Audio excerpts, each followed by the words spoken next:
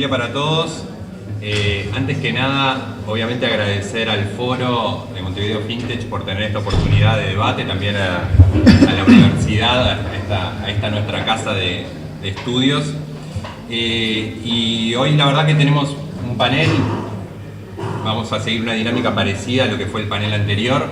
En este caso el tema va a ser más bien de inclusión financiera y cómo las tecnologías de la información pueden ayudar a disminuir la brecha o el gap o a incluir a personas que están por fuera del sistema. Y déjenme nada más presentarles a los miembros que tenemos hoy o los invitados que tenemos hoy en el panel, que les agradecemos. Algunos vinieron hasta por el rato para participar acá, así que, y otros, bueno, obviamente ya estaban del panel.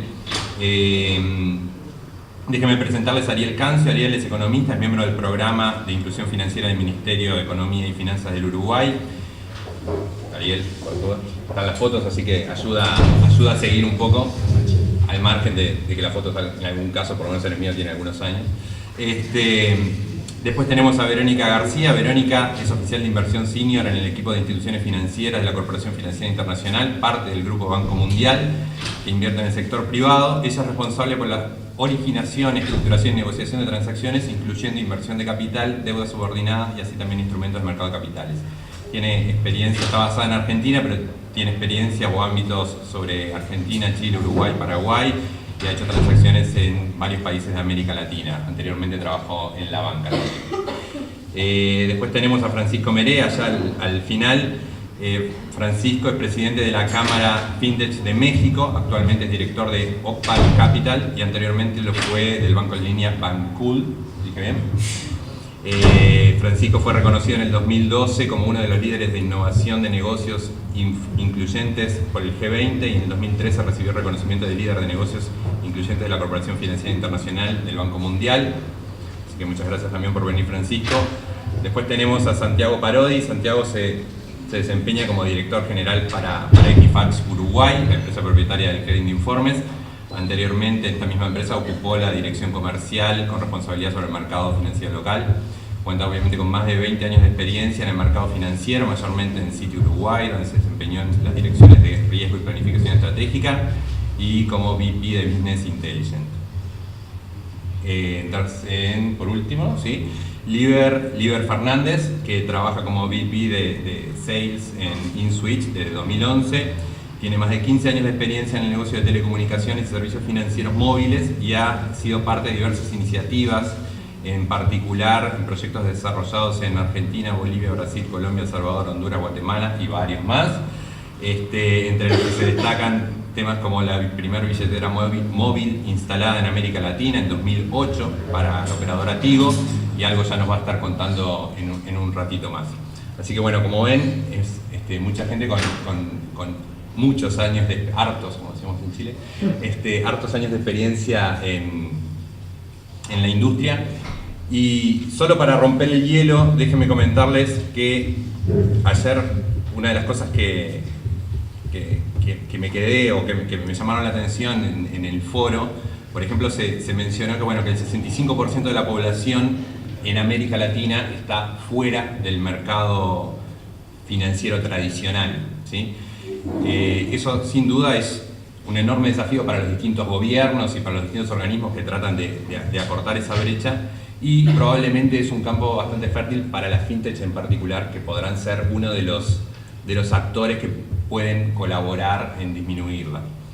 En particular también resulta interesante, en el 2015 EY, la consultora en la que yo trabajo, desarrolló un índice de adopción de fintech. En aquel entonces se llegó a encuestar a un conjunto de personas y se llegó a que el 16% de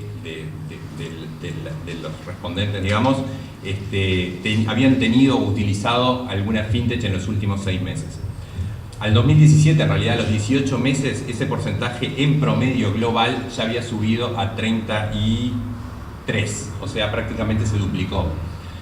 Dentro de esos, en los países que más creció, que creció por arriba del promedio, en particular, se puede ver que crece mucho más en los mercados emergentes. En particular, destacan China e India, con cifras de 69 y 59, y estamos hablando de 2017, pero también aparecen Brasil y México como países que tienen, digamos, una mayor inserción de las fintech, ¿sí?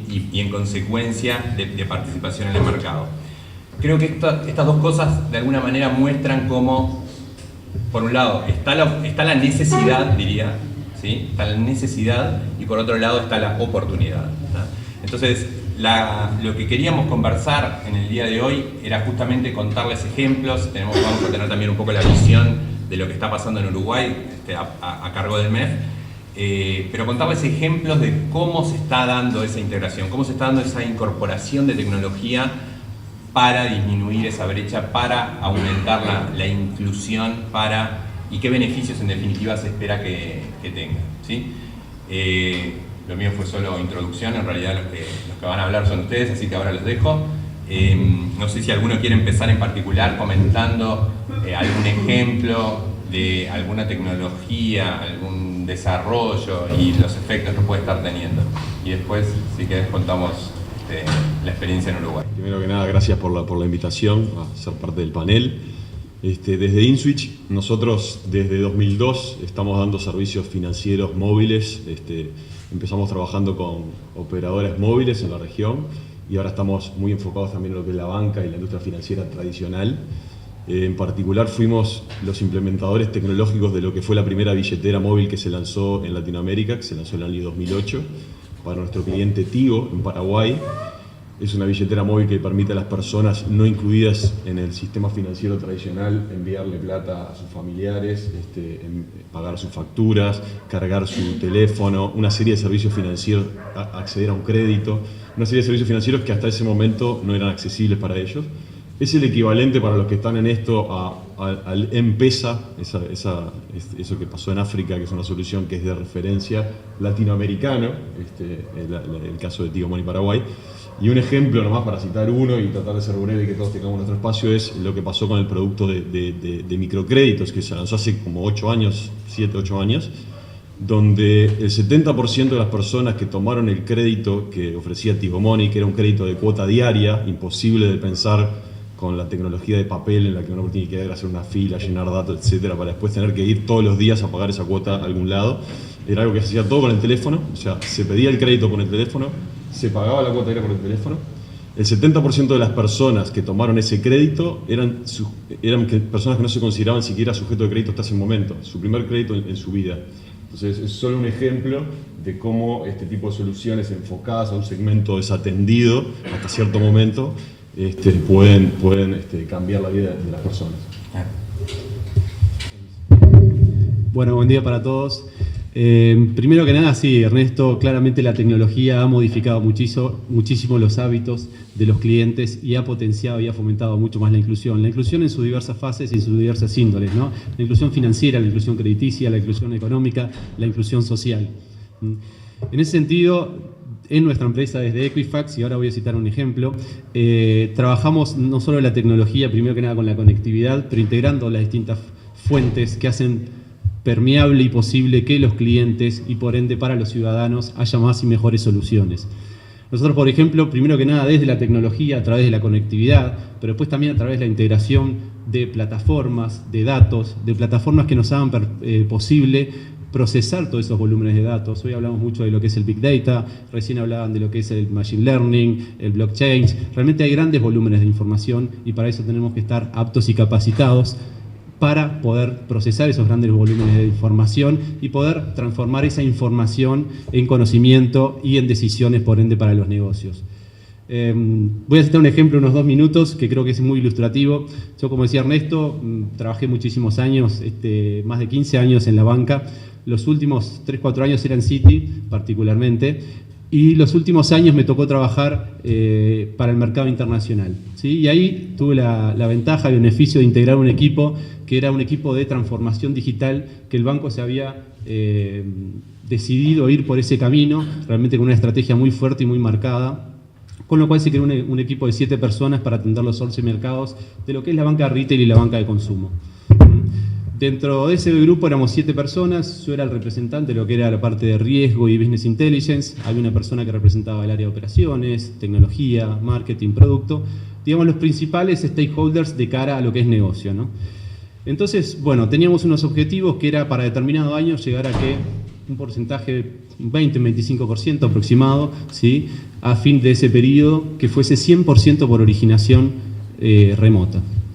O sea, teníamos que tener ese goal, ese objetivo, ¿sí?, para ir a un modelo de transformación. Bueno, comenzó a trabajar el equipo y lo primero que dijimos es cuál de los 11 países, dónde vamos a ir a abordar. Y la primera decisión fue ir a Brasil. ¿Por qué Brasil? Claramente, digo, todos sabemos lo que es el tamaño de Brasil, las oportunidades que brinda, lo que es el volumen de la población. Y en el caso puntual de Citi teníamos una situación de que la competencia, los que eran identificados como la competencia directa en ese momento, tenían un market share que era 2 o 3 veces mayor al que tenía Citi. Cuando lo veíamos a nivel de red de distribución física, ese share, ¿sí?, nos quintuplicaba, eran 6 veces mayores, ¿sí?, con lo cual teníamos una dificultad a nivel de red física y de poder llegar realmente a la cobertura de Brasil. Estoy hablando de, nosotros en ese momento Citi tenía 4 o 5 mil sucursales, la competencia tenía 10, 12, 14, 15 mil, ¿sí?, en algunos casos hasta más. Con lo cual, claramente era una muy buena oportunidad de decir, bueno, para estar cerca del cliente y llegar a un país tan amplio, realmente la estrategia digital y la tecnología apuntalado en eso hace mucho sentido. Y el primer gran desafío que tuvimos fue decir, bueno, ¿cuál es el proceso digital que tenemos al día de hoy para llegar a esos clientes y para que el cliente pueda llegar, el ciudadano, pueda llegar finalmente a obtener su producto, su tarjeta de crédito, su préstamo desembolsado? Bueno, créanme que estuvimos prácticamente 3 semanas intentando armar ese flujograma end-to-end para determinar desde que una persona aplicaba lo que era una landing, una web page del banco, hasta que podía llegar a tener su producto disponible, ¿sí? O sea, 3 semanas para diagramar eso.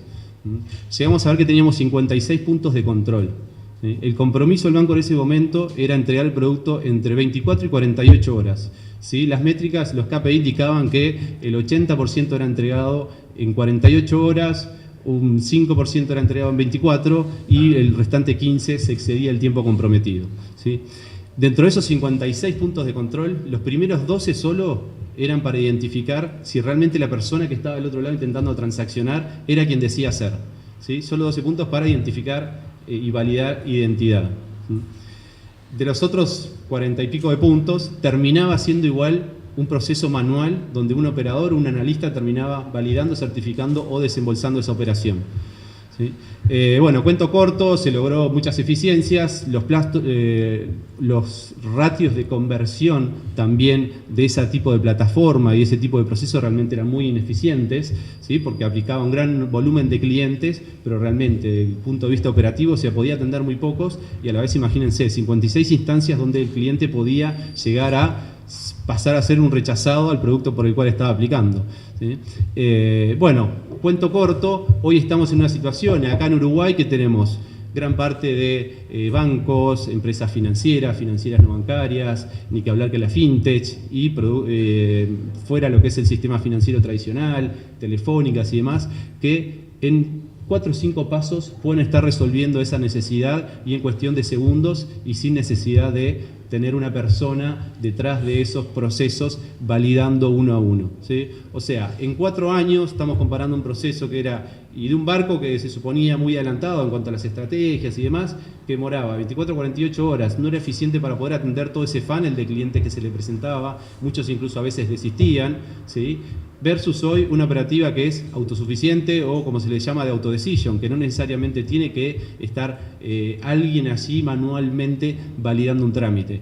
Eso claramente es posible por la tecnología y es posible también por el volumen de datos, por aplicar inteligencia y analíticos a esos datos, tener herramientas y plataformas que nos permitan, por ejemplo, lograr lo que nosotros llamamos un ID Validator, ¿sí? Que es un paso en el cual un cliente, un potencial cliente, un ciudadano, en 20 segundos aproximadamente puede llegar a tener para el acreedor un 90% de grado de certeza de que realmente es la persona que quiere ser, ¿sí? Y después lo otro, también las empresas se han ayornado muchísimo para que esos desembolsos que antes eran manuales y que había firmado un contrato, de repente están haciendo un desembolso con una API en el propio banco, si es un banco, lo dejan disponible en un local, lo dejan disponible en una red de pagos, ¿sí? Con lo cual eso, de la mano de la tecnología, permitió que personas que antes estaban muy lejos de una sucursal, que no podían aplicar, que no tenían tiempo, que era un productor, era un Juan que estaba en una chacra trabajando y estaba a 3 horas de una sucursal que quizás era un banco y funcionaba de 1 a 5, hoy pueda llegar a aplicar remotamente y en cuestión de 1 minuto pueda llegar a saber si tiene disponible un servicio, un producto, un crédito.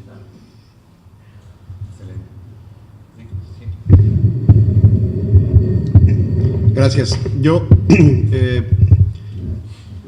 digamos, quisiera ahondar en algunos de los temas que se han planteado, ¿no? En primer lugar, me parece que el uso de la tecnología, porque luego hablamos mucho en esos paneles, y está bien, digamos, de las fintech como empresas aparte, ¿no? O sea, es como una nueva raza de actores ahí. Yo creo que en realidad el tema tiene que ver en cómo apuntalamos la tecnología para ayudar a la inclusión. Y eso puede ser desde una fintech, o puede ser un banco, o puede ser, digamos, diferentes actores. Y además voy a hacer, en un momento voy a hacer un comentario por qué es relevante verlo así. Yo creo que en el tema de los casos de uso y de los ejemplos hay unas cosas que me parece que son muy importantes destacar. En primer lugar, estar excluido financieramente hoy en día lo que quiere decir es estar excluido de la economía digital. Y eso tiene un impacto brutal en el desarrollo. O sea, no se trata nada más de darle a la gente que pueda tener una cuenta de banco o que pueda ahorrar, no pueda dónde guardar el dinero o pagar, sino es realmente poder capturar el beneficio del comercio electrónico que además de lo que tú comentabas de que, bueno, si alguien vive en un lugar que está a 3 horas de una sucursal, o sea, yo el ejemplo que siempre pongo es, o sea, si alguien vive en un pequeño poblado en México, que la ciudad más cercana está a 60 kilómetros y es una ciudad pequeña o media y quiere comprar un libro, bueno, vaya a ir ahí y seguramente hay una librería que no va a tener la cosa que quisiera leer. Y claramente el comercio electrónico, el e-commerce le permite tener acceso a comprar el libro que quiera, digamos, a través de Amazon y le puede llegar, pero necesita tener cómo pagar. Entonces, me parece que ese es un tema muy relevante. Segundo tema muy relevante en el tema de inclusión y que sí hace la tecnología, además de la ubicuidad y el tema de los horarios, que sí es muy importante. En México se hizo hace algunos años una encuesta, una empresa encuestadora levantó sobre la percepción que tenía la gente sobre la banca. Y lo que básicamente decían los encuestados es: los bancos solamente se preocupan de los ricos, o sea, los bancos solamente quieren atender a los que tengan más dinero, los bancos desconfían de mí y los bancos siempre están viendo cómo se aprovechan. Digo, estoy resumiendo, las preguntas pero ese era un poco el resultado final. Resulta que el tema de tecnología, a veces tenemos este debate y que sin duda en algunas dimensiones es correcto, de que, por ejemplo, cuando decimos, bueno, es que la gente está todo el día en redes sociales y no interactúa y deshumaniza, etc. Pero hay una parte que paradójicamente para el tema de inclusión financiera se vuelve muy relevante, entre comillas, deshumanizar, porque le quitas el elemento de discriminación.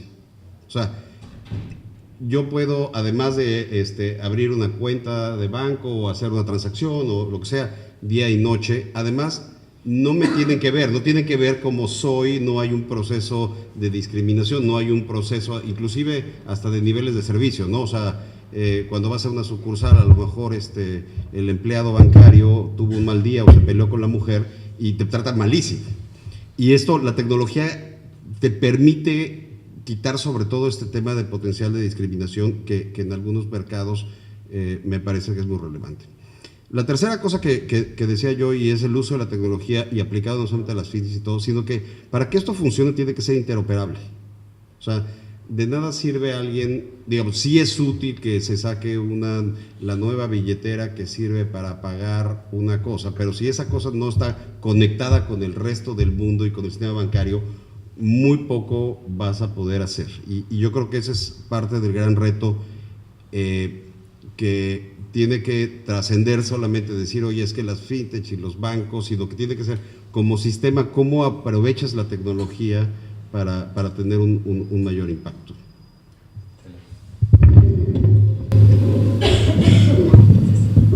Primero que todo, gracias, ¿no?, también por la invitación y por tenernos aquí. Para los que no conocen, si puedo, 30 segundos, la Corporación Financiera Internacional es el brazo del Banco Mundial que hace inversiones en el sector privado. Hacemos inversiones tanto en capital como en deuda. Forma parte de 184 países, estamos presentes en más o menos 100. Como decía, hacemos inversiones, asesoramiento y movilización de recursos de terceros. Para que se den una idea, el año pasado mundialmente se invirtieron 12.000 millones, de los cuales casi 50% fue en el sector de instituciones financieras y un pedacito de eso en empresas de fintech, ¿no? Y un poco me gustaría seguir la línea y resaltar algunas cosas. La importancia sin duda la tecnología tiene un impacto disruptivo y enorme, está facilitando muchísimo la inclusión financiera, que nosotros como un banco de desarrollo, un organismo de desarrollo, realmente está en nuestro ADN y creemos que tiene un impacto muy grande en el desarrollo de la sociedad y del país.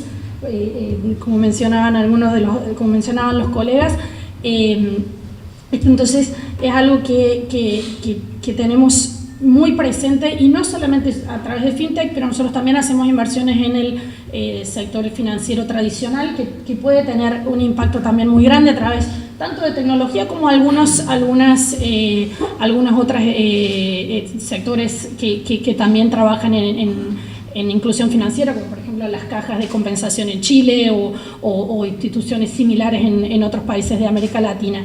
Y creo que un poco para dar seguimiento y no repetir las cosas, la importancia del acceso, el primer acceso, eso habilita no solamente, como decía, la no discriminación, el atendimiento, la posibilidad de acceso a la economía digital, pero eso también es la base para crear un histórico de crédito y poder en un segundo nivel entrar al sistema financiero tradicional que también se está revolucionando y actualizando, pero que es muy importante, ¿no? Entonces es un primer paso que abre a mucho más. Y también me gustaría, hoy en día con la tecnología que hay y todo, es increíble que mundialmente, para que tengan una idea cuál es el tamaño de esto, de la inclusión financiera, 45% de los adultos en mercados emergentes no tiene acceso ni a cuenta bancaria ni a ningún tipo de acceso digital, del servicio financiero digital, con todo el impacto que eso tiene. Estamos hablando de 2.000 millones de personas, es muchísimo, ¿no? Y una parte adicional que se mencionó tal vez un poco menos por mis colegas y que nosotros también creemos que tiene un impacto, es a través de tecnología ayudar al acceso a microemprendimientos y pequeñas empresas. Tal vez había un poco más en la persona física, que es muy importante, pero hay otro pilar también que para el desarrollo, básicamente con el crecimiento de la población mundial, las micro y pymes empresas son claves para la generación de empleo y nuevamente para el desarrollo, ¿no? Y hay un gap de acceso al financiamiento por estas empresas enorme. Estamos hablando de 200 millones de micro y pequeñas empresas medianas y que no tienen acceso, tienen un acceso suficiente. Está estimado mundialmente en 2.2 trillones de gap financiero, ¿no? Falta de financiamiento. Y mucho de eso puede ser mejorado o mitigado a través de la tecnología. Estas empresas pequeñas muchas veces no tienen acceso al sistema bancario o es muy costoso para el sistema bancario ofrecerles. Tienen información deficiente a veces para poder hacer un análisis de crédito y existen tecnologías hoy en día tanto de capturación de data a través de análisis de Big Data, capturación y análisis, procesamiento de, qué sé yo, por ejemplo, a través de invoicing digital, facturas digitales, a través de lo que se accesa del sistema tributario digitalmente. Entonces, eso permite un análisis de la tecnología, permite un análisis de datos que lleva a poder ofrecerle a estas empresas de una forma económicamente viable acceso al financiamiento, que luego todo esto tiene un efecto multiplicador, como decíamos, ¿no? O sea, tienen acceso al financiamiento, entran a la tecnología, pueden crecer, generan más empleos y a su vez todo esto tiene un efecto multiplicador en el desarrollo de la economía, ¿no?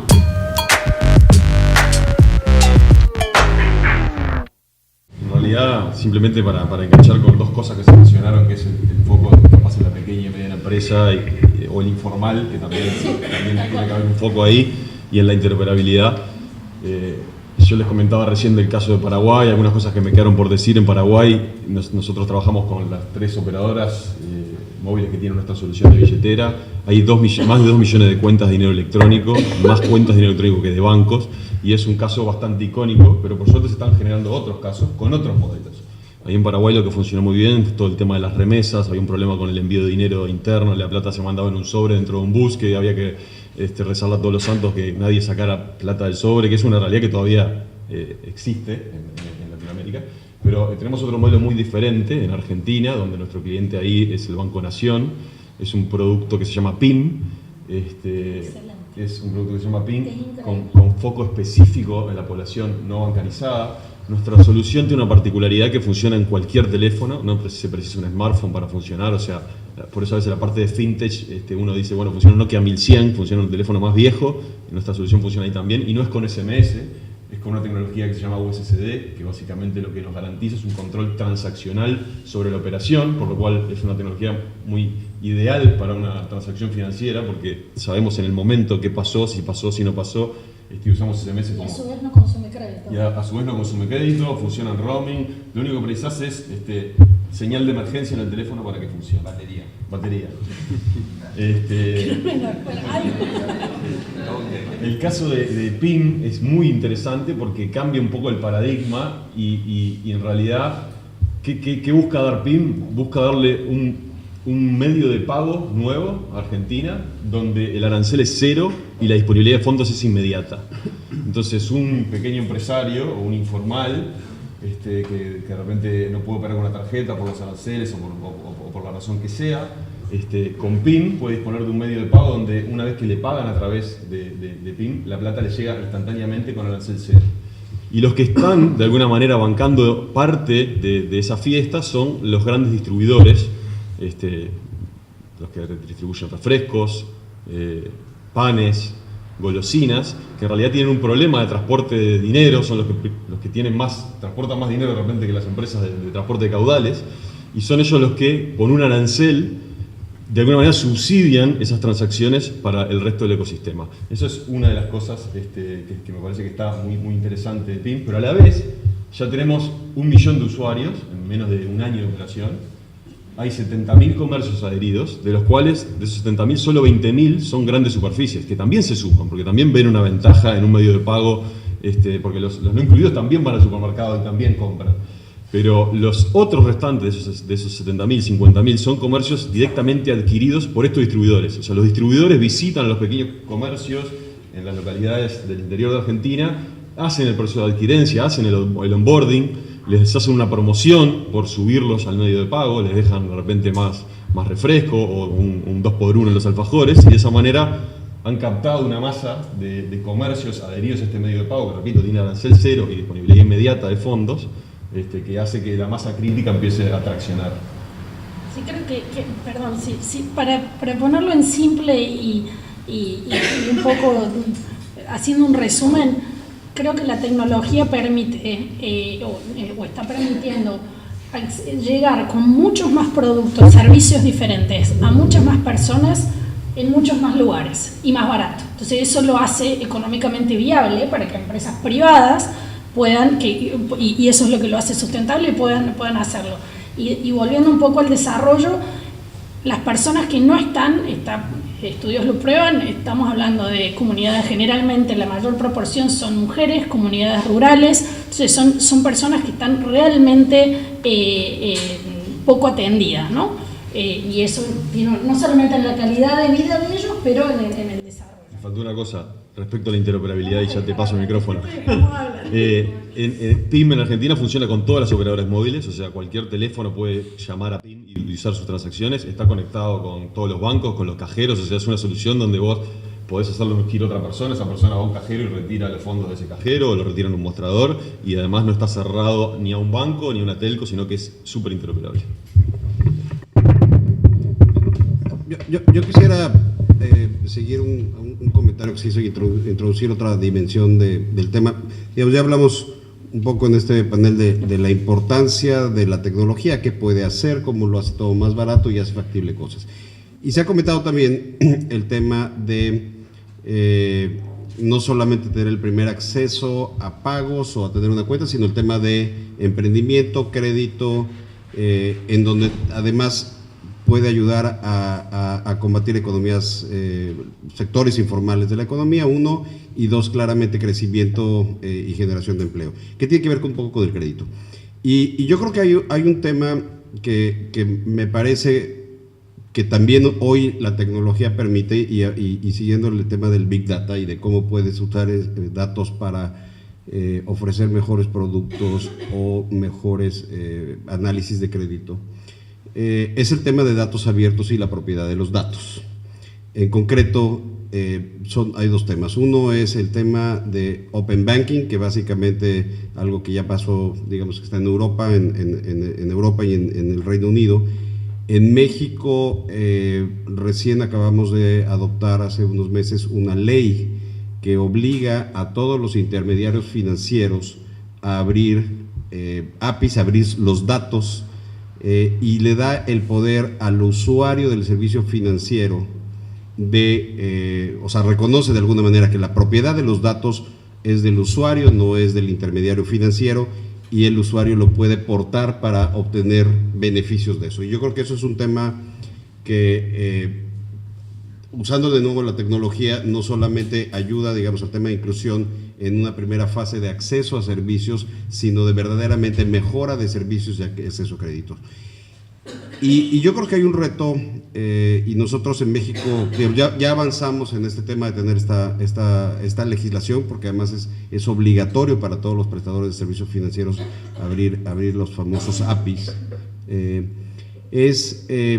Hay otra condición que sí se vuelve un bien público de alguna manera, que puede permitir que esto funcione mejor y apoyar la inclusión financiera, que es que también existan los datos abiertos de parte del gobierno. O sea, es decir, si bien ya estamos, se logró en México que hay una ley que obliga que la gente es dueña de sus datos, por ejemplo, en el tema de fiscal, en México aún no, el gobierno no ha abierto todo el track record fiscal de una empresa, que eso podría ser muy potente desde el punto de vista de análisis de crédito no tradicional para algunos que nunca han tenido crédito, y mostrar, digamos, cómo se puede usar eso.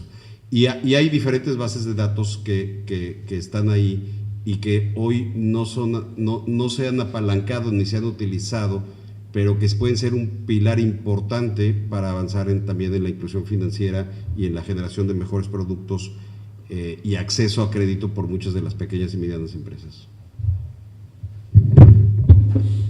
Yo quería aprovechar, me toca a mí hablar desde el sector público, o sea que no nos toca innovar en productos que faciliten la inclusión financiera, pero sí en políticas públicas que un poco apunten a facilitarse la inclusión financiera y a sentar las bases para que estas propuestas innovadoras, el uso de la tecnología, permitan mejorar el acceso a servicios financieros por parte de la población y de las empresas sobre todo. Y en Uruguay lo que hemos hecho, ya probablemente todos acá, sobre todo en el auditorio, estén más familiarizados desde el programa de inclusión financiera, tiene que ver con procurar la universalización y el acceso a servicios financieros a partir del cobro de remuneraciones, ya sea en cuenta bancaria o en instrumentos de dinero electrónico provistos por agentes no bancarios, ¿sí? Y un poco el objetivo de esta política fue como decía Francisco, permitir que el primer acceso esté garantizado, ¿sí? Todos los trabajadores, todos los pasivos, todos los beneficiarios de prestaciones sociales, todas las empresas más pequeñas tienen derecho a acceder a una cuenta en el sistema bancario o a un instrumento de dinero electrónico con una serie de características básicas mínimas, ¿sí? Esto ha permitido que prácticamente al día de hoy se han abierto 900.000 instrumentos de dinero electrónico, cerca de 400.000 cuentas bancarias en un país que somos 3 millones y poco.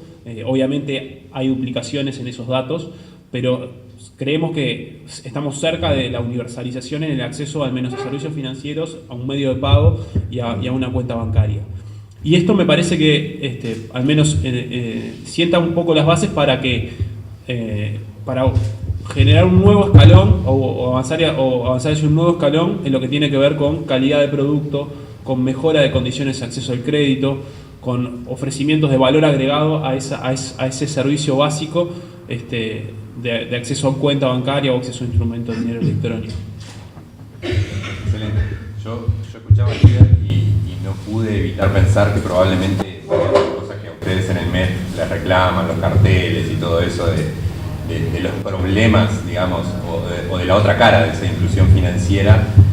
Bueno, por ejemplo, ahí hay tecnología disponible, digamos, para resolverlo. O sea, como todo, o sea, cuestión de que el mercado adopte o que se plantee o lo que sea, pero digo, como a pesar de que se ven los resultados, digamos, con la ley de inclusión financiera, también se generan obviamente resistencias, como cualquier proceso de este tipo, y el gap que todavía queda, digo, hay una necesidad, digamos, de evolucionar hacia ahí, ¿no? Como de alguna manera siguen habiendo otras implementaciones, otras tecnologías que van a permitir probablemente en el futuro cercano lograr esa reducción.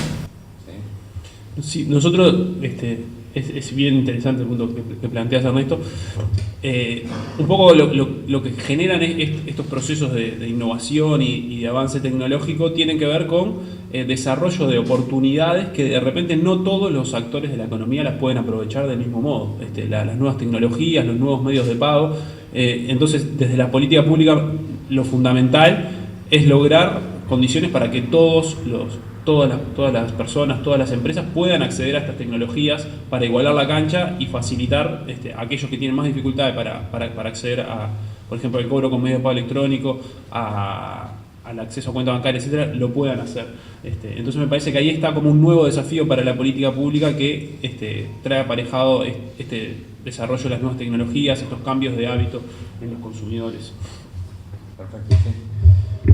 No, Ernesto, siguiendo un poco con la tónica de lo que comentaba recién Ariel y con Paco, que hablaba un poco de lo que es datos, el volumen de datos y justamente lo que son las personas que tenemos para incluir al sistema. Y yo voy a hablar un poco más de lo que es la inclusión más hacia lo crediticio en este punto, ¿no? Una de las dificultades que veíamos en la empresa de Equifax, transmitida por nuestros clientes, no solo en Uruguay, sino en la región, es justamente esto. Cuando a una empresa se le presenta, una empresa de crédito, se le presenta a un ciudadano, una persona que tiene una necesidad, pero esa persona no tiene actividad en el mercado, no operado para el mercado desconocido, ¿sí? Y realmente es un gran desafío para esa entidad poder llegar a decir, bueno, a esta persona, ¿cómo lo voy a catalogar? ¿Cómo lo voy a medir? ¿En qué condiciones le voy a otorgar? ¿Sí? Y en ese foco es que en la empresa hemos ido al cabo de mucho tiempo desarrollando modelos, ¿sí? En base a la información propia, en base a la información de clientes, para poder lograr algún tipo de algoritmo, algún tipo de sistema, y en definitiva un modelo que le permita y le facilite a esa entidad reconocer a esa persona que no está incluida actualmente en el sistema, ¿sí? Y que es una persona que o no tiene patrimonio, tiene poca antigüedad laboral, las personas que recién están comenzando su actividad laboral, son jóvenes, ¿sí? Y no tienen una carta de presentación. Entonces, poder generar un modelo que puede ser un score, puede ser alguna otra herramienta, y que eso lo que le permita es a la empresa que está del otro lado saber cómo rankearlo, ¿sí? Y que una persona que no tiene los medios normales para ser incluido en el sistema, ¿sí? Nosotros poder colaborar en el sistema para esa inclusión y generando herramientas para que los interactores, y que son los que tienen que decidir si van a otorgar o no un crédito y por sobre todo en qué condiciones, puedan tener esa herramienta que les permita que esa persona pase a ser de no diría un marginado porque suena feo, ¿sí? Pero una persona que está fuera del sistema a que pueda estar dentro del mismo, ¿sí? Y eso la verdad que es también, llevándolo al punto inicial, hablando de lo que es tecnología, hablando de lo que es datos, ¿sí? Hablando por sobre todo de lo que es inclusión y de poder estar sociabilizando y dando alcance a todas estas personas que hoy no están llegando y pudiendo acceder. Y un punto importante, que también las fintech nos llevaron a avanzar más rápido en esa línea, es que empezamos a ver una dinámica en el tipo de población que iban consultando las fintech, y veíamos que prácticamente en las fintech se daba un fenómeno que triplicaban cada una de sus intenciones de crédito, triplicaban las poblaciones que eran no escoriables o que no tenían antecedentes crediticios. ¿Sí? O sea, digamos, comparamos lo que puede ser un banco, una telco, ¿sí? Y cuando íbamos con la fintech, ese nicho de clientes que eran desconocidos para el sistema era 3 veces mayor que en el resto de las industrias. Entonces eso nos llevó a acelerar herramientas y soluciones para que también el mercado de la fintech, que están yendo, muchas veces creemos que la fintech, o se habla mucho de que tienen un solapamiento, un overlapping muy grande con la banca o con las financieras no bancarias, pero realmente estamos viendo que están abarcando nichos de negocio, nichos de la población que no están yendo los mercados financieros tradicionales. Y bueno, hacia ese lugar es que hemos ido también para poder apuntalar sus negocios y que puedan tener una herramienta para ir a buscar ese tipo de población que hoy no está incorporado o incluida en el sistema financiero y crediticio. Genial. Yo quería dar un poco eso con algunas de las otras derivadas que digamos que surgen inmediatamente cuando empezamos a hablar de la fintech y el sistema tradicional, y es justamente cómo reacciona el ecosistema ante estos nuevos actores, ¿sí? Cómo reacciona, si se quiere, las instituciones financieras tradicionales, por llamarles de alguna manera, cómo reaccionan los reguladores. ¿Cómo ven eso? ¿Cómo ven, digamos, la experiencia en América Latina? Y también, por otro lado, ¿qué oportunidades o qué cosas se pueden quizás hacer distinto también? No sé si en base a lo que se ve, insisto, en otros países, en otros mercados, probablemente muchos acá la realidad local la tenemos más clara. Si piensan que se está avanzando, en particular en algún lado, más rápido gracias a una fuerte regulación. Francisco recién contaba lo de las leyes que hace poquito, o sea, se aprobaron en México. ¿Cómo ven eso? ¿Quiere agarrar el guante? Me animo. A ver, también tratando de ilustrarlo con algún ejemplo, vuelvo a Paraguay y nosotros tenemos por ahí en el slide de la evolución de lo que fue Tigo Money, un slide en particular que es la evolución en las noticias del producto. Entonces, en el primer slide es una noticia que es puro texto, sin fotos, sin nada, dice: se lanza una billetera móvil. En ese momento tenía incluso otro nombre que el que tiene hoy. Después se empiezan a subir actores. Eso es una evolución de unos 7, 8 años, ¿no? Se empiezan a subir actores, los usuarios empiezan a ver las ventajas, se suman las cadenas de comercios, los bancos y las telcos pujan por un negocio de 630 millones de dólares anuales, el Banco Central en Paraguay regula. Esa fue la evolución y cómo una falta de regulación permitió de alguna manera en Paraguay, y no digo que sea lo que hay que hacer, sino que es lo que pasó ahí, que floreciera un negocio que le daba un servicio financiero a gente que no tenía servicios financieros de ese estilo hasta ese momento, y la necesidad que tuvo el Banco Central, en lugar de lo que los bancos esperaban, que era decir, no, esto no está bien, hay que cortarlo y esto es un negocio de los bancos, le dieron, digamos, la derecha a Tigo Money y a los demás operadores que tienen también sus billeteras para que pudieran continuar con ese servicio, simplemente regulando cómo y en qué condiciones. Ese es un ejemplo. Creo que en cuanto a la importancia de regular, creo que todos podemos ser más o menos a favor o en contra, pero siempre es positivo que se dé un marco en el cual las empresas, las personas puedan tener garantías para lo que están haciendo. Pero me parece que también hay que evitar, como las empresas tienen que evitar los sesgos cuando diseñan sus productos, enganchándolo con el panel anterior que hablaban de los sesgos y las cosas, también la regulación a veces tiene que evitar los sesgos. Sí se ve a veces regulaciones influidas por lo que se conoce o lo que hasta un momento funcionó o parece que va a funcionar. Entonces, así como en determinados productos hay sesgos que nos hacen pensar que, bueno, si porque esto lo he escuchado de actores políticos relevantes, no acá en Uruguay, hablo con precisión pero en otros países, por suerte, InSuite, que es una empresa uruguaya, trabaja en toda América Latina, trabajamos en más de 40 países, siendo una empresa 100% uruguaya. Nos han dicho cosas como, bueno, si 1 de cada 5 teléfonos es un smartphone y la familia tipo tiene 5 personas, en todas las casas hay un smartphone. Y uno dice, ¿what? Pero se diseñan productos con ese tipo de razonamiento atrás. Entonces esos productos no van a estar, y si diseñan productos, imagínense si se diseña una regulación con ese tipo de razonamiento atrás. Entonces es importante tratar de evitar los sesgos tanto a nivel producto, empresa, además, como también a nivel regulación. Y después el tiempo dirá. Si puedo yo agregar desde el sistema de otro actor en el ecosistema, que son las instituciones financieras tradicionales. Se ve en la región, como en todo esto, la tecnología ha irrumpido todo, creo que no hay vuelta atrás, y cada uno va reaccionando a su manera y con lo que puede, y pasa más o menos lo mismo en la regulación. Vemos actores donde le ponen una contra e intentan, por ejemplo, a través de la protección de las informaciones que muchas veces es propietaria de los bancos, dependiendo de la regulación, intentan mantener eso, que es una barrera de entrada para las fintechs. Y vemos otros actores que creo que es inevitable esto, que lo pueden demorar pero no lo van a poder parar. Y vemos otros actores que creemos que es más más productivo, tal vez con una actitud de colaboración en el sentido de trabajar en conjunto. Por ejemplo, como estábamos diciendo, las fintech tienen una capacidad de originación, por ejemplo, que los bancos no tienen, y por el otro lado los bancos tienen una capacidad de préstamo que hay muchas fintech que no tienen, en términos de el balance, ¿no? que puedan prestar cuando estamos hablando de préstamos.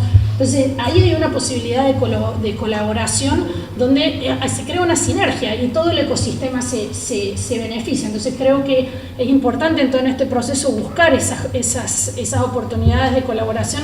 Nosotros desde como Banco Mundial y FC intentamos promover esto. Creo que desde el lado regulatorio también se pueden buscar políticas que generen esta colaboración y no la puja de espacios, ¿no? Sí, Verónica, permite adicionarte que ahí claramente tenemos que diferenciar lo que puede ser una intención de un banco tradicional a lo que puede ser el crecimiento orgánico e inorgánico, o el mix, como tú decías, ¿no?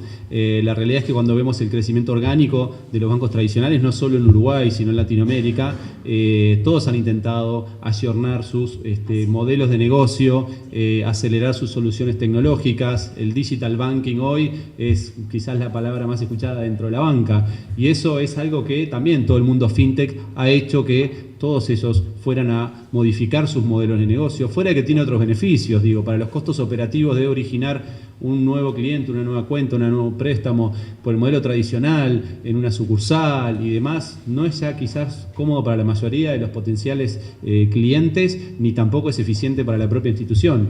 Entonces ahí, por un lado, por la tendencia, la amenaza también de la fintech, y muchas otras connotaciones que hay dentro del mercado jugando en eso, ha hecho que toda la banca tradicional haya ido hacia ese modelo dentro en lo orgánico. Y en lo inorgánico, ahí ya se da, o directamente adquisiciones, o escuchamos continuamente que bancos globales están abriendo centros regionales de innovación, crean mega zonas tecnológicas y equipos ya casi laboratorios directamente para generar nuevas tecnologías. Nosotros, por ejemplo, en Equifax hemos creado en Chile un centro de desarrollo con casi 300 ingenieros para desarrollar tecnología. O sea, eso es realmente muy potente. Y así toda la banca está en esa línea. Y después ni que hablar de crecimiento inorgánico, ¿no? Que ya es o a través del financiamiento directo, alianzas, o directamente a través de adquisiciones de empresas fintech que tienen una muy buena proyección y muchas veces necesitan otro tipo de, ya sea o de fondeo, o de conocimientos o estructura, o distintos tipos de apoyos o aportes para los distintos eslabones de la cadena de valor, que claramente la banca en ese sentido tiene otro poder y otra espalda y hasta otra trayectoria que los puede llevar a dar ese salto. También es real que después se da la segunda etapa, ¿no? Toda esa burocracia corporativa que por lo general tiene la banca, en algunos casos la vuelca a la fintech y termina aplastando su modelo de negocio. Pero bueno, es algo que se está dando en la dinámica de estos tiempos.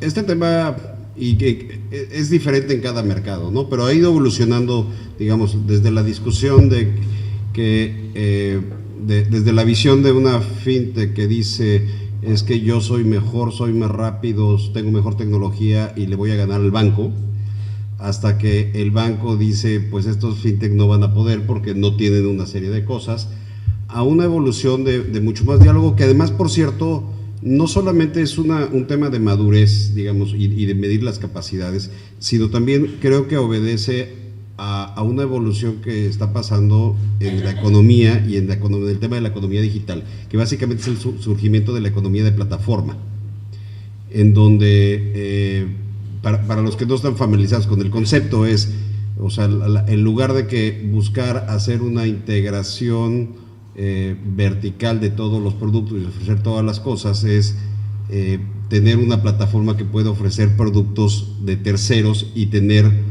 un impacto mucho más grande. Y esto está pasando, voy a poner un par de ejemplos importantes, ¿no? O sea, claramente, y voy a poner 3 ejemplos. O sea, China, Alibaba pues tiene un brazo financiero que es Ant Financial, que lo mismo hace pagos, hace créditos a las pymes, es un asset manager para instituciones financieras, o sea, hay 450 instituciones financieras que invierten a través de su asset manager, su tesorería, y claramente vende una serie de servicios. Ahí hay como una integración vertical. Está el caso de Uber, que es una plataforma de transporte, bueno, evolucionó a Uber Eats, y entonces, o sea, tiene otro producto que en realidad vende comida de alguien más a través de su red, vende servicios financieros, en Estados Unidos vende fondos de pensiones. En México yo hice una alianza con Uber en el banco y sacamos la primera cuenta co-branded y la primera tarjeta de débito de Uber con un banco, y entonces claramente había una economía ahí de plataforma. Ellos traían clientes al banco y nosotros traíamos nuevos riders a la plataforma. Y hay bancos que han nacido incluso así. En Europa hay en el Reino Unido hay un banco que se llama Starling Bank, que nace, tiene una licencia bancaria, empieza con un solo producto y vende muchas más cosas que son de terceros. También ayer tuvimos aquí el caso de Revolut, que pues es una fintech que nace como una empresa monoproducto, pero muy rápido empieza a vender productos de terceros, inclusive de bancos. Entonces, creo que ese fenómeno va a pasar muy rápido porque, como se mencionaba hace un momento, o sea, muchas de las fintech pueden tener la capacidad de diseñar un producto, go to market muy rápido, iterar cosas, pero los que tienen hoy la masa de clientes son los bancos. Y además también es difícil para una fintech poder competir y escalar en un mundo monoproducto. O sea, es decir, realmente hoy en día lo que tú quieres es comprar, o sea, tú lo que quieres es, como consumidor, es tener productos on demand cuando tú los quieres y cuando tú los necesitas y con la menor fricción, y en la medida de que tú puedas estar en un lugar en donde se te pueda ofrecer todas las cosas, vas a ser cliente favorito, o sea, o ese va a ser tu proveedor favorito. Y uno de los retos que tiene una fintech de ser monoproducto es que difícilmente puede trascender eso. Entonces, está habiendo una evolución natural de cooperación, y que lo vamos a ver, que no solamente va por el tema de si adquiero o si yo innovo, sino simplemente construir plataformas en donde todo el mundo gana y hay, digamos, creo que esa es la evolución de lo que va a pasar. El tema de la regulación, evidentemente, habiendo dicho, puse yo estos ejemplos del Uber o de Alibaba o lo que sea, la penetración de plataformas como Facebook, como Amazon, como el propio WhatsApp, que tienen una penetración en todos los usuarios. El regulador, yo creo que hay dos caminos que puede tomar, o sea, o decir esto no lo quiero hacer porque lo quiero detener, pero yo siempre digo que este tema el dinero es como el agua, ¿no? Siempre encuentra su cauce. Y entonces tienes dos opciones: o dejas que esto pase fuera de tus fronteras, pero lo consuman tus consumidores locales, y entonces no no ves lo que pasa, no tienes visibilidad, no tienes control, y entonces entra con todos los temas obviamente de privacidad, de lavado de activos, etcétera, etcétera, o lo adoptas y te mueves rápido y digamos creas un ámbito de generación de esos negocios y de esas opciones dentro de tu jurisdicción, y con un mecanismo, digamos, que garantice los derechos del consumidor y también la transparencia, ¿no? En ese sentido, no sé si vos podés contar un poco, porque creo que es una iniciativa bastante interesante, lo que son los sandbox regulatorios. En particular, es algo que se está desarrollando bastante en el Reino Unido, y entiendo que en México en la nueva ley está incluido también. ¿Cómo en definitiva eso ayuda a esto que acabas de decir? O sea, yo soy una fintech, déjame contar una anécdota. Trabajando con una fintech local, ellos me decían, a mí no me gusta que me llamen el Uber financiero, porque Uber vino de pesado, sin regulación, y yo quiero ser regulado. Entonces yo quiero sentarme en la mesa con el Banco Central, o con quien sea, a discutir sobre mi regulación. Y eso, por lo menos a mí, personalmente me llamó la atención en aquel momento, eso fue hace por lo menos algunos años. Y cada vez que salió un artículo de los Uber financieros, esta persona en particular se enojaba bastante. Pero bueno, está un poco el cómo, ¿no? Porque también del otro lado del Banco Central, o del regulador, si se quiere, uno puede esperar a que las cosas pasen y exploten, por decirlo de alguna manera, o puede, que es lo que creo que es un poco una muy buena tendencia, esto que tú decís, de incorporarlos, bueno, a ver, hasta acá te dejo ir, hasta acá te voy a dejar ir, acá no, vas a tener que tener estos cuidados. Y creo que eso es parte de lo que el sandbox regulatorio busca de alguna manera, que no sé cuánta gente sabe, pero sí que lo comento. Yo creo que eso es un tema bien relevante, porque, o sea, lo que es una realidad, digamos, aquí hemos hablado mucho de tecnología y podríamos hablar con más detalle, y es, o sea, tu smartphone, mañana hay una versión nueva, y eso va rapidísimo esto. Entonces es difícil que la regulación vaya al mismo ritmo que la innovación. Eso es una realidad. Y particularmente, y yo creo que es particularmente relevante en países en América Latina, en todo el mundo, pero en América Latina, en donde el sistema jurídico es de corte románico, francés, civil, en donde para cambiar una ley pues hay que ir al Parlamento o al Congreso, y además en muchos de los países cuando se entra una ley al Congreso se sabe que entra pero no se sabe que sale, ¿no? Pues eso, digamos, es una realidad, a veces eso en México lo vivimos, ¿no?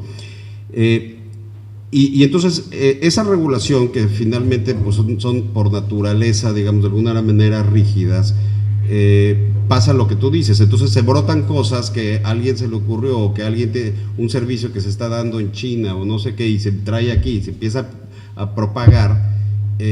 No hay manera de acomodarlo, o inclusive alguien que tiene una buena idea y que dice esto que yo vi que pasa en China, aquí funcionaría muy bien en Uruguay o en Argentina o en México, pues no lo puedo hacer porque hoy se vuelve ilegal, ¿no? Y entonces estoy al margen de la ley.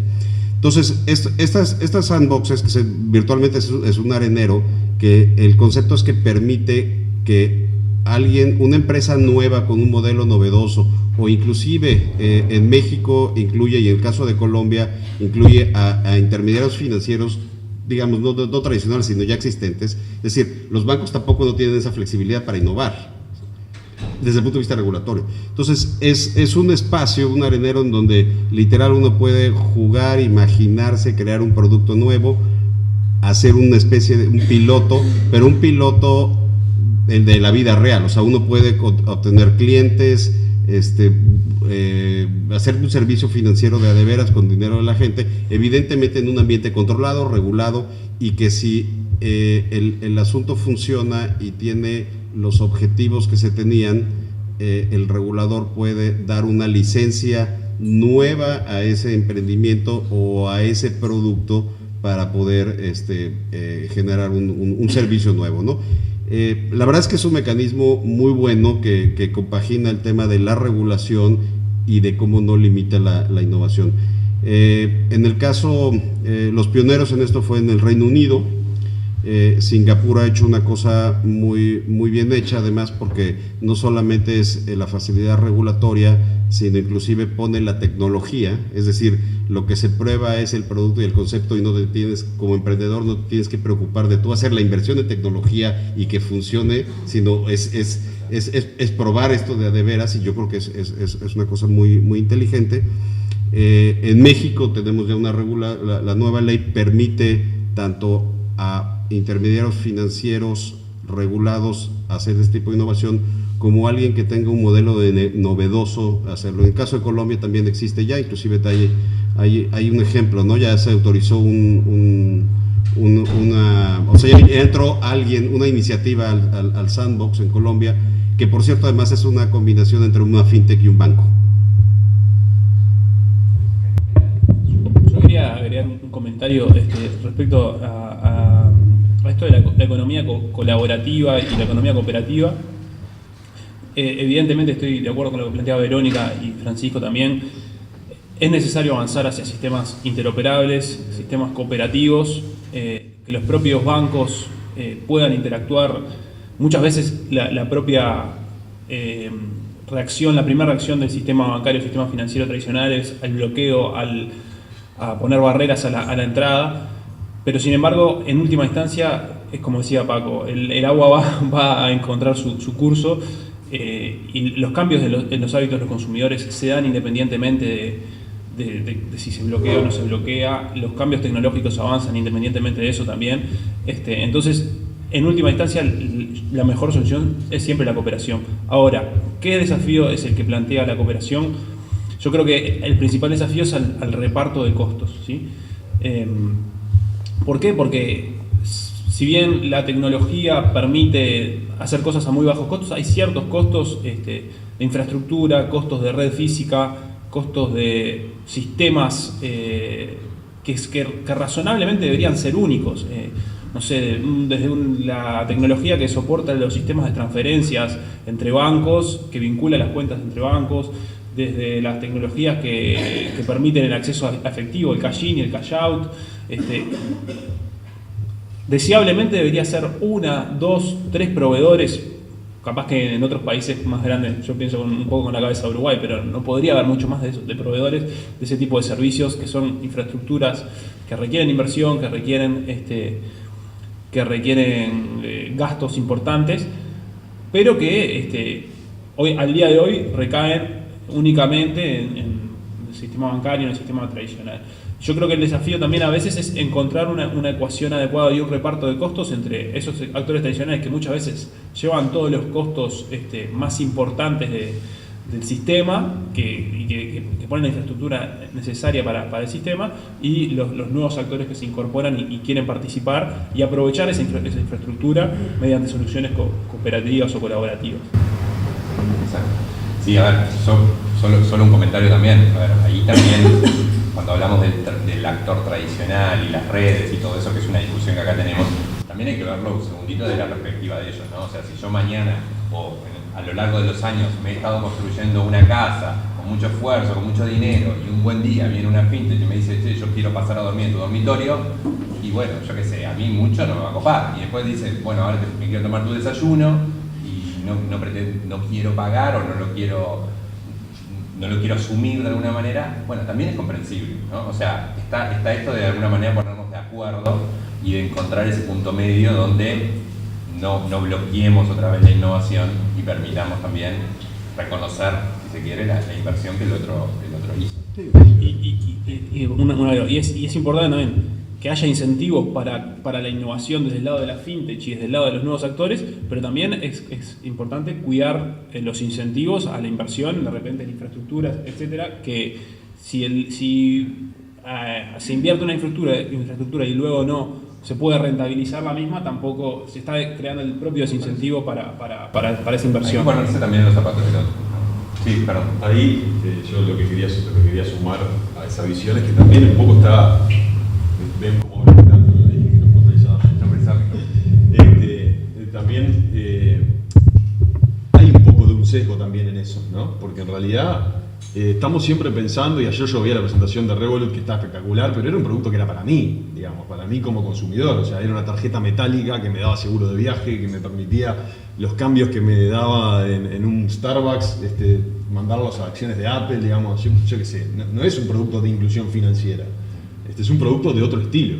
Entonces, de repente lo que estamos errándole, o quizás no errándole, pero creo que hay que complementar la visión, es que hay toda otra rama de productos que en realidad no compite con el sector financiero tradicional, sino que van a darle servicios a gente que no estaba en el paraguas de ese sector, y que en realidad el sector financiero, un poco lo que ha pasado hasta ahora es que en algún momento le vamos a dar atención, en algún momento los vamos a atender, en algún momento vamos a llegar hasta ahí. Cuando la tecnología nos deje, los vamos a atender. Que nadie más lo haga porque nosotros ya vamos para ahí. pero en realidad no pasa eso. Entonces, digo, cuando incluso hace rato que estamos hablando y hablamos de tecnología, pero creo que también hay un sesgo ahí en el hecho de que hay un sector que es muy grande en América Latina, y en el mundo, de la población, que no tiene acceso a los servicios financieros tradicionales, que la tecnología puede ser un canal de acceso a los servicios financieros tradicionales, que además no lo van a conseguir por otro lado. Los actores tradicionales, por más de que en algún momento lo vayan a hacer o estén en su Roma, por ahora no lo están haciendo. Entonces creo que se plantea una dicotomía que es bancos, fintech, y en realidad es como más una dicotomía medios de pago tradicionales o sistema de pago tradicional efectivo, porque la guerra, digamos, por llamarlo de una manera, es contra el efectivo quizás, y el efectivo es el que plantea los problemas, es más caro, genera problemas de seguridad, hay todo un sobrecosto que en realidad no es porque sea el efectivo, sino porque es efectivo, digamos. No es porque lo usamos porque es bueno, sino que es simplemente consecuencias de usar el efectivo. Entonces, teniendo en cuenta eso, se pueden generar espacios para que otros actores que en realidad no vienen a competir con el sector financiero tradicional porque simplemente le dan servicios a otra gente que no son el target hoy, también tengan acceso a eso. Pero yo creo que en esta discusión de las infraestructuras, que digamos, claramente ya construiste la casa y ya entró, digamos, y ahora se viene a comer tu desayuno, pero te voy a decir otra cosa que también pasa, que yo creo que hay que reconocerlo, y un poco en línea con lo que estaba diciendo, o sea, también estás metiendo nuevos actores que antes no iban a la casa. O sea, es decir, o sea, si estamos hablando que el tanto por ciento de la gente no tiene un medio de pago y hay alguien que está dispuesto a hacer el esfuerzo o tiene una fórmula mejor o más eficiente de meter a esos a la carretera, bueno, pues resulta que entonces más gente paga la carretera.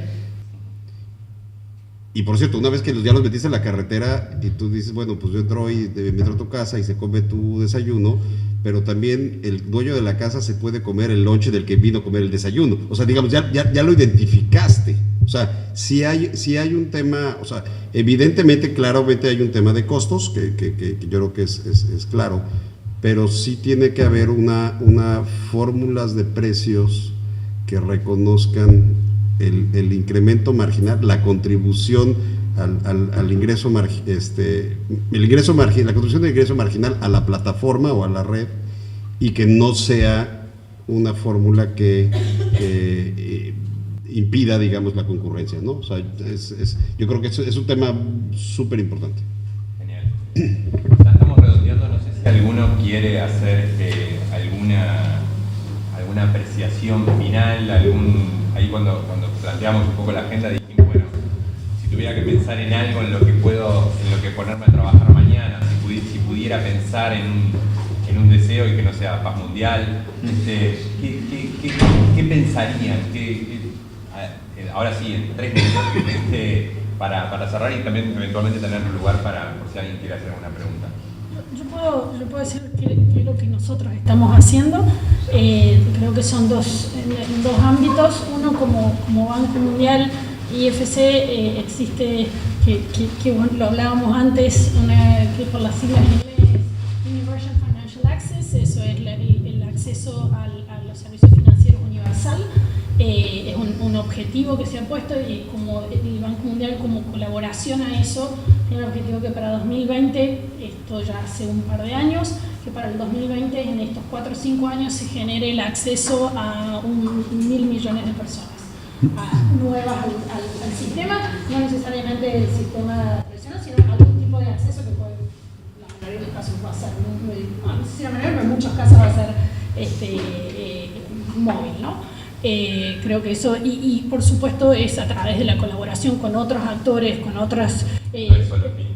No, exactamente. Eso incluye también el sistema financiero tradicional, como decía, u otros actores que también contribuyen a esto.